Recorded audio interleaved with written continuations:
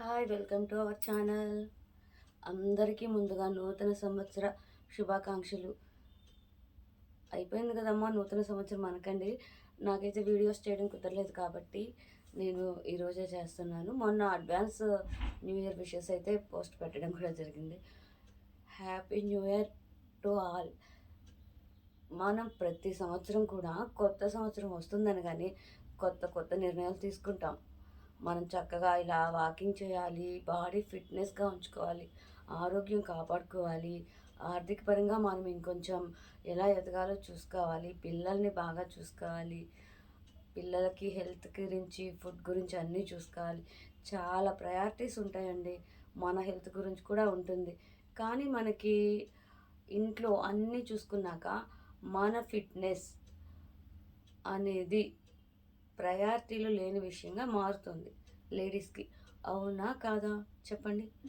ముఖ్యంగా ఎవరైతే కొంచెం ప్రీ మెనోపాజ్ స్టేజ్కి వస్తున్నారో ఆ మహిళలు ఎదుర్కొంటున్న సమస్యలు అయితే ప్రీ మెనోపాజ్ దాటుకుని మెనోపాజ్కి వస్తున్న వాళ్ళు మధ్య వయసు మహిళలు ఎవరైతే ఉన్నారో నిజంగానే వాళ్ళు అన్ని బాధ్యతల్లో మధ్యలోనే ఉంటారు. ఇటు చూస్తే టీనేజ్లో ఉన్న పిల్లలు, అటు చూస్తే మధ్య వయసులో ఉన్న హస్బెండ్, వాళ్ళకి ఆరోగ్యపరంగా భర్తకి ఆరోగ్యపరంగా ఇష్యూస్ స్టార్ట్ అవుతాయి. ఇటు స్త్రీలకి స్టార్ట్ అవుతుంటాయి మెనోపాజ్ వల్ల, ప్రీ మెనోపాజ్ వల్ల. ఆ బాధలు ఎలా ఉంటాయంటే ఇటు చూస్తే టీనేజ్లో ఉన్న పిల్లలు, వాళ్ళ ఒత్తిడి, చదువు ఒత్తిడి ఇదే సరిపోతుంది. సో ఇక్కడ స్త్రీ ముఖ్యంగా తన ఆరోగ్యం గురించి, తన శరీర సంరక్షణ గురించి ఏమాత్రం కేర్ తీసుకుంటుంది? నిర్ణయం తీసుకోవడం వరకు తప్ప అది ఇంప్లిమెంట్ చేయడంలో మాత్రం ప్రతి స్త్రీ ఫెయిల్ అవుతుందని నేను అనుకుంటున్నాను. దాదాపు మన హెల్త్, మన కోసం మనం సమయం కేటాయించుకోవడం అనేది చాలా అంటే చాలా తగ్గిపోతుంది. ఎందుకంటే మన ప్రయారిటీస్ లిస్ట్లో మనమే లేకుండా పోతున్నాం. అందుకే ఇది నేను ఫేస్ చేశాను కాబట్టి నాకు నేనుగా నిర్ణయించుకున్న ఈ నూతన సంవత్సరం నుంచి నన్ను నేను మార్చుకోవాలి. నా కోసం నేను టైం కేటాయించుకొని తప్పకుండా నా ఆరోగ్యాన్ని కాపాడుకోవాలని నేను నిర్ణయించుకున్నాను. ఇదొక ఛాలెంజ్గా తీసుకొని ఎంతమంది లేడీస్, ఎంతమంది సిస్టర్స్ నాతో ఈ ఛాలెంజ్లో పాల్గొంటారు?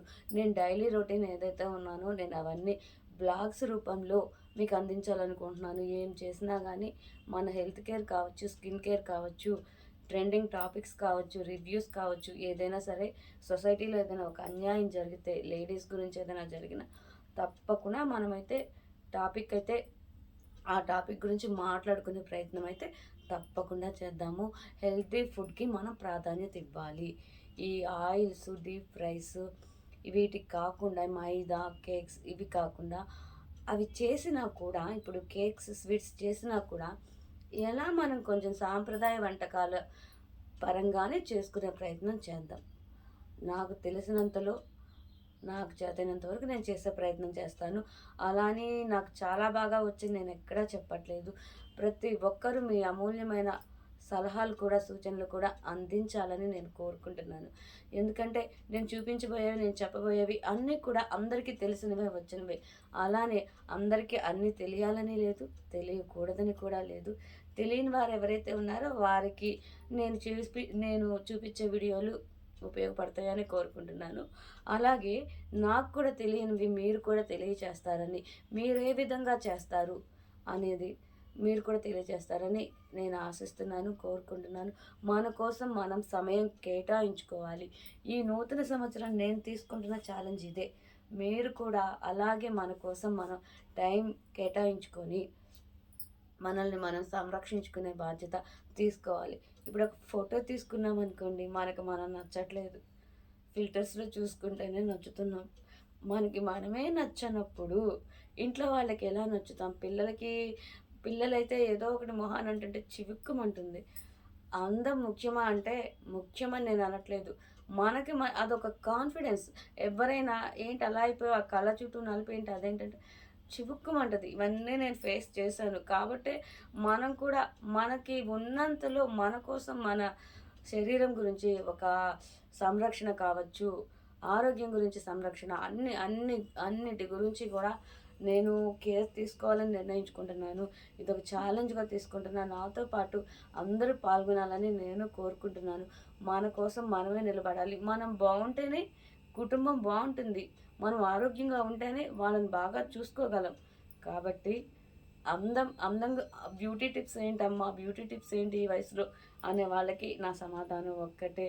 మనకి మనం కాన్ఫిడెన్స్‌గా ఉండడం కోసమే తప్ప, ఎవరో అనే ఛాన్స్ మనం ఇవ్వకూడదనే తప్ప, మన ప్రయత్నం మనం చేద్దాం.